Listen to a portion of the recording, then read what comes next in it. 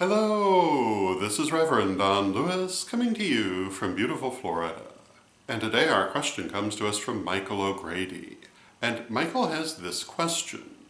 He would like my opinion of what to do when lack of money or lack of availability prevents one from being able to obtain magical supplies such as candles, incense, etc.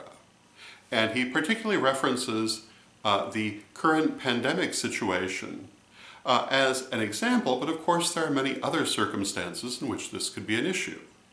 And my opinion of what to do when lack of money or availability prevent you from getting magical tools such as candles and incense, etc., is that it's time to learn how to work without tools.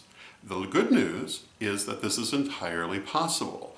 All of these tools, candles, incense, crystals, etc., they all can be very helpful to your magical practice, but none of them are necessary.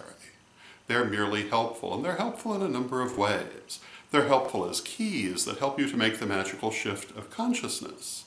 They are helpful because they add their own energy to the working.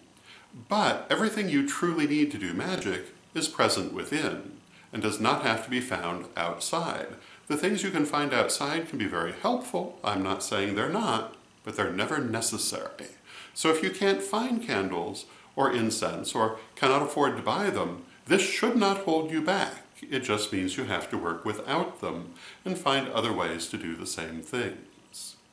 I'm a great believer, and have said many times, in the idea that magic is something we all do unconsciously in every moment of our lives. When we learn magic, what we're truly learning is simply how to take conscious control of an unconscious process. And obviously, if we do magic in every moment of our lives, we're not using tools to do it. It's coming entirely from our relationship to the universe. It's coming from the combination of inside and outside, as above, so below.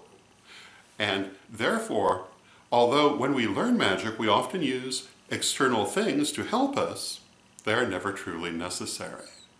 So again, if you cannot find these things, work without them. And you may have to get used to that. You may have to learn some new ways of doing things, but you absolutely can.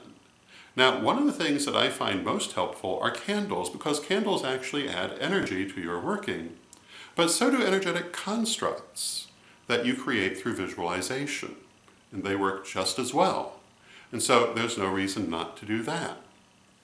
Things such as incense and crystals and so forth, they all add a certain energy to what you're doing, but you can also focus on those qualities that they bring and bring it into the energy that you are raising and focusing without their physical presence.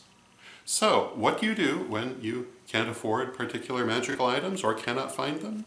You work without them, or you substitute for them if you have things that can be substituted. Nothing is ever absolutely necessary except yourself and your relationship to the universe. So that would be my answer. I hope you find it helpful, and until next time, may you blessed be. Shifting consciousness. The process through which we rise from our normal thinking level of consciousness to connect with our higher self. It is from this higher level of consciousness that magic is practiced as a conscious act. Science has shown that our brain waves actually change when we shift consciousness in this way, creating a distinctly different state from that of our normal mind.